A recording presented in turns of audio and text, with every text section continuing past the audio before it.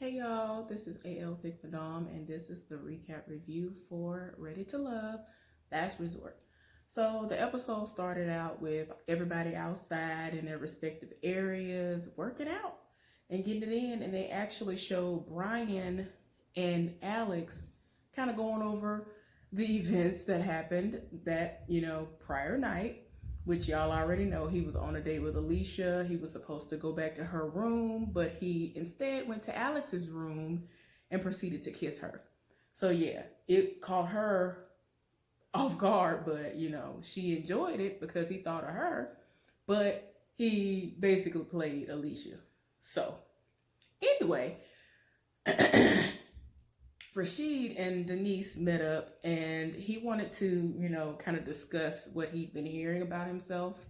And Denise said, "Let me apologize on behalf of Adriana, because what she's saying that I said is not what was said. What I said was that you give off the narcissistic traits that I have dealt with in my past. She doesn't fully understand what I've been through. So for her to go around saying this was not what was actually said. I said that you had the traits of a narcissistic person because I've dealt with this before." So, he wasn't fully accepting of what she said, but he was trying to understand that she still had hurt on the inside because of what did happen to her in her past, and that she was holding on to it. So, it is what it is. So yeah, Naya and Edwin had breakfast, and she fixed his plate and all that stuff, and they had a one-on-one, and he, was able to discuss how his emotions are at times, because y'all know he was in the military, and I think he said he has some dog tags actually tattooed on himself and a set of dog tags. I think someone he was in the military with, who he served with, passed away. Y'all, the sirens, of course. Y'all, excuse me for the interruption. But I think he has the literal dog tags of the person who passed away that he actually served with when he was in the military, and he has some tattooed on himself. But he said as of late he had been taking it off. The ones that, of course, are tangible that can be removed. He's been taking them off, putting them on his dresser, trying to just, kind of unpack a little bit, do what he needs to do in order to, better contain himself, because it's a lot to carry. That is a pain that will never go away. It's like you eventually learn to deal with that pain, but you will never get over that, especially if you were really, really cool and that person was special to you. You were really cool with that person and they were special to you, and they pass away, and it's like, wow, what nothing you can do about it. So then you end up feeling away. So then she actually went on to say that, she'd had 4 miscarriages. Now, we've heard this before. She was saying to him, I'm not sure if you know about it. I'm not sure if you're aware of this, but I've had 4 miscarriages. That was very painful for me to go through. My grandmother and my mother passed away within 2 months of one another, and so she had to process things very quickly. She did not have time to prepare for anything, and so him finding this information out helped him to see her in another light, and he sees her as this very, very strong person, and it's just a lot. And y'all know that Chris lives for Naya, and they basically are one another's number one. And Edwin is really getting to know her, and they seem to have a connection. So it's like, I don't know. Chris might need to watch his back, because the salt and pepper chef might be on his heels. So yeah, it could get tricky when it comes to elimination, y'all. So Alicia discussed what happened with that date, and Joy and Winter actually had a conversation, and they talked about how Simone brought up the situation with Jay and Winter going to Winter's room and all this other stuff. They had a one-on-one with Simone, and because they felt like she was doing it out of spite or jealousy or something. They felt like there was negative intentions attached to it. So it's like, well, what was the point? So she cried. She said she was sorry. That's not the way she meant it. Maybe she did have some jealousy or some some kind of something negative attached to it, but she didn't really mean it like that. And she got in her confessional and was like, oh, both of these women are so gorgeous and they're soft. And so what man wouldn't want to be with them and give them that attention? And maybe I was harboring some kind of jealousy because of that. And, you know, so she apologized. All three of them eventually started crying. I was like, Lord, what in the world? So anyway, Anthony was actually in the huddle when they were discussing what happened with Brian and Alicia. And the way that Shay was all excited and like, it's like she was just hyped. And she just seemed like she was just too into it. And it just seemed like it was super messy. And he basically saw what I saw. And I told y'all, I feel like she was a background character. I didn't understand. Like, in all honesty, I would forget that she was even in the competition. And that's no shade at all. I literally would forget she was there until a shady moment would come up. And she was there masterminding it all. And it's like, why? You're here.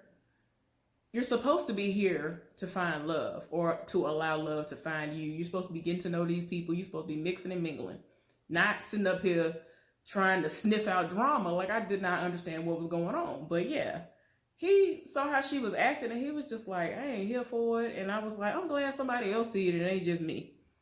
So, like I said, Winter and Joy confronted her and, you know, they had a kumbaya. She apologized for what she did and everybody's on decent terms now, because it got really emotional for Winter, because Winter felt as though she was really close to Simone. So she was just like, I don't even understand why you would do me like that, because we haven't had any issues. I thought we were really good friends despite this being a competition. So she was like about to break down, and then Simone broke down and all three of them teared up and like they just squashed it and went to go get something to drink. And, you know, Simone says she has a lot of emotional maturing to do. I don't know if it's going to happen, but we're going to see. Hopefully it does. So Chris pulled Brian to the side to help him to understand that it ain't looking too good for him, and it's not a good look as far as what he did. And he didn't keep his word. And it's like both of the conversations were happening simultaneously. While Alicia was over in one area discussing what happened, he was over there with him and talking about it. And eventually, Alicia and Alex were talking to one another.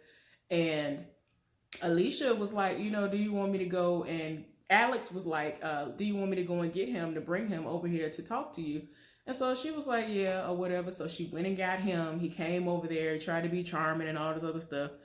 But she wasn't here for it. He was like, look, I had good intentions and I don't want to blur the lines. Y'all, when he said blurred lines, I literally paused the show and had like 10 minutes of me just breaking out in song, because I used to love the song.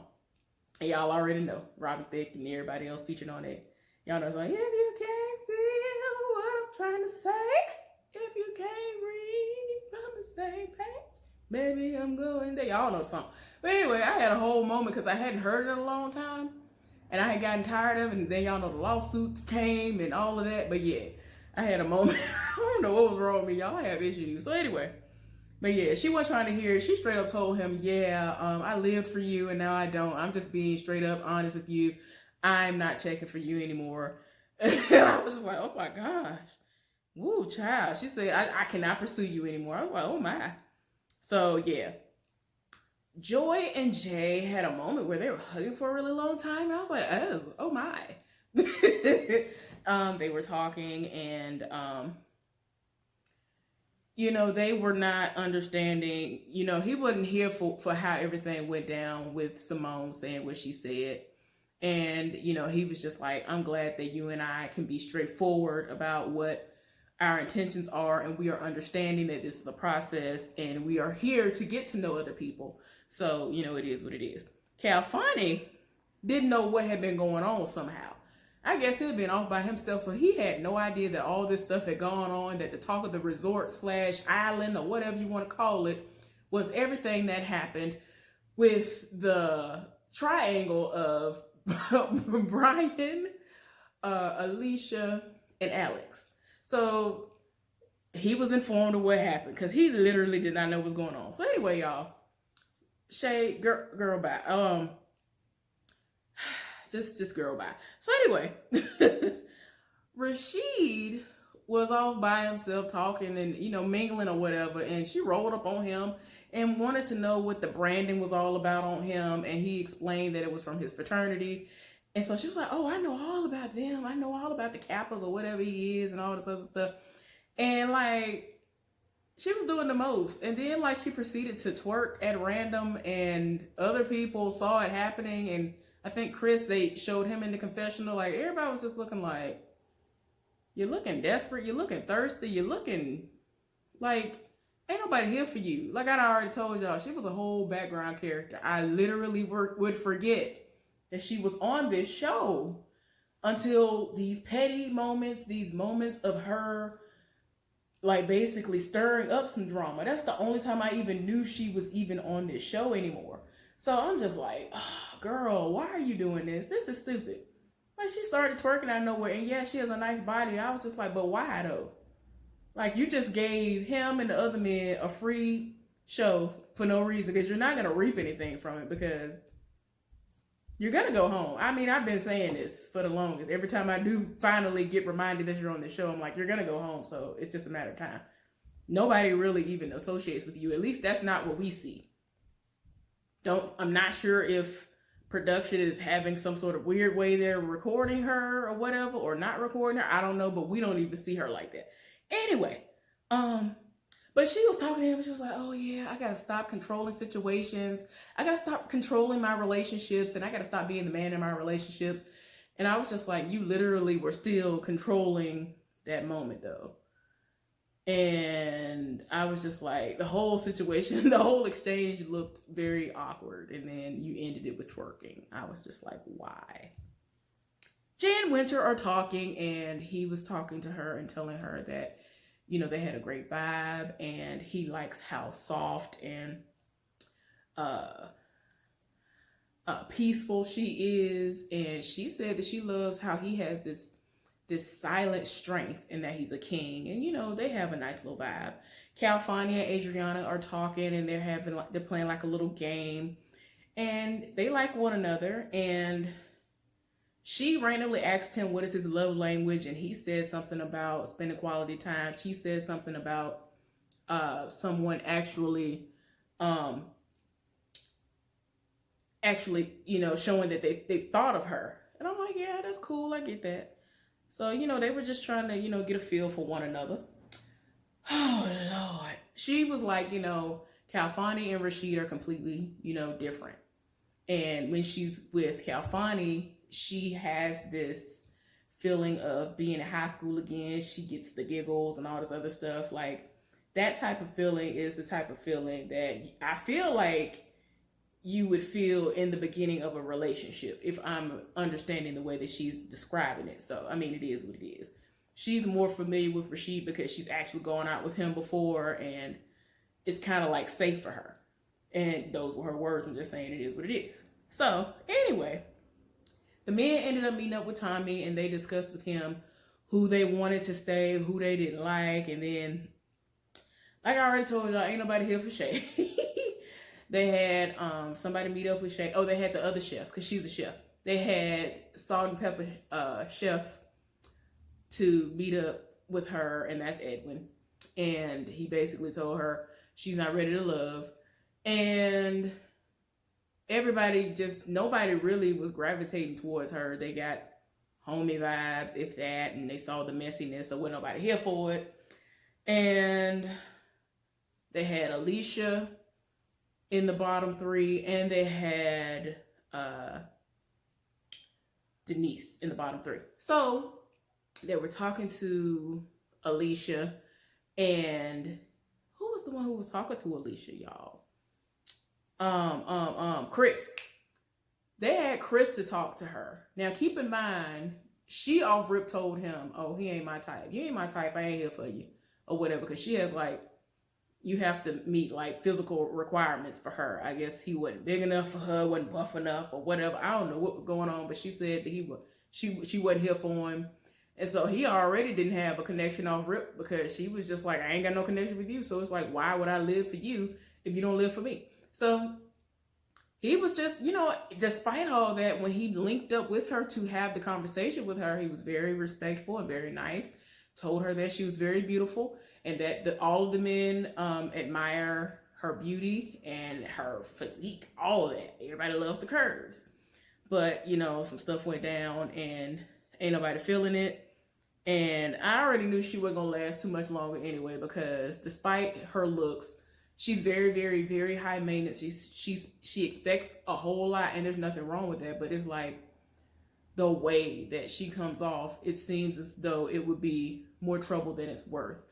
Hopefully y'all understand what I'm saying, because I'm not trying to be mean when I say that. It's just, she's just very like aggressive is not even the word for it.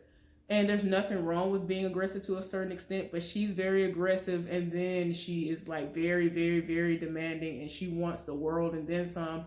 And I don't even think these people know her last name, and like she doing a lot. So it is what it is. And then it's like before they even halfway got through the conversation, she was like, "Oh well, yeah, it's okay. Y'all was giving me homie vibes anyway."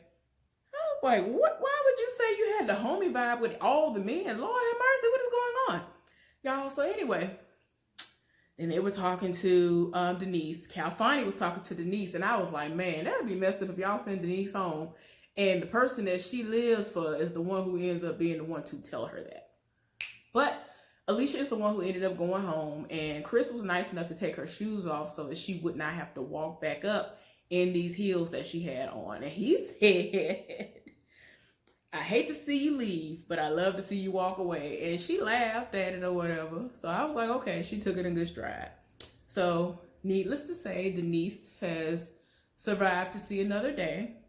And, being that she was in the bottom three, it's like she kind of has seen that, nobody is safe, and she might need to soften up a little bit more, open up a little bit more, let her walls down a little bit more, and, do what she got to do. So the next day happens, and the ladies are going to end up meeting up with Tommy.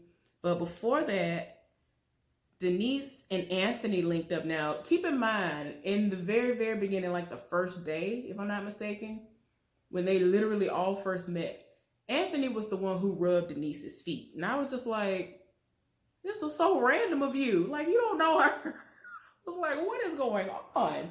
But anyway, they ended up having like a little date, and they played croquet. So they did that, and so they were like, well, the loser has to go skinny dipping in the pool. Well, needless to say, Denise actually lost. And so she did what she did. She went on ahead and went skinny dipping, and she jumped in, and then he actually stripped down to his little, swim trunks or whatever, underwear, whatever it was he had on, and he jumped in after her too. So I was like, okay. But yeah, next week, the men are going to have to meet the ladies' friends, and we're going to have to see how that's going to go. It looks like it's going to be very explosive, so I am ready to see what is going on. I ain't even going to go into it. I just hope that the preview lives up to my expectation of how next week is going to go. Anyway, y'all, I hope y'all are having a wonderful weekend. I'm not sure if I'll be back tomorrow, but hopefully I'll be back very, very soon. I hope y'all enjoyed this recap review, and I will see y'all later on for something else. Y'all be safe and have a good one. Bye.